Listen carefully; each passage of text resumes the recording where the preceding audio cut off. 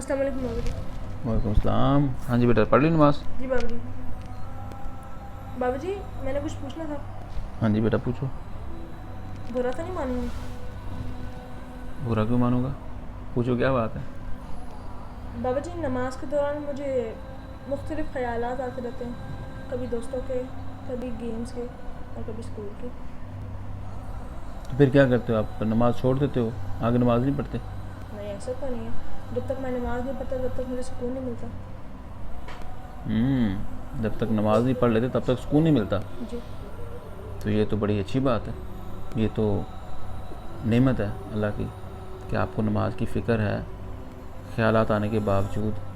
और रही बात ख़यालात की, ये उन्हीं को आते हैं जो सीधे रास्ते पे होते हैं, नेक रास्ते पे होते हैं, और उसको थोड़ी आएंगे जो पहले ही बिगड़ा हुआ है। जी। क्योंकि उस पर तो शैतान को काम करने की ज़रूरत ही नहीं पड़ती। जी। तो फ़िक्र वाली कोई बात नहीं है। आप इसी तरह फ़िक्र के साथ, खुशी के साथ नमाज जारी रखो। और ये तो पूरी ज़िंदगी का अमल है, बल्कि पूरी ज़िंदगी की जंग है। ये इसी तरह चलती रहनी है, और ये हमारे इंसान होने का भी सबूत है। हमने पूरी ज़िंदगी इस तरह के इम्तहानों से गुजरना है। तो आप अपना काम जारी रखो, आप सही रास्ते पे हो। ठीक है? जी। शाबाश, चलो जाओ, सो जाओ जाके।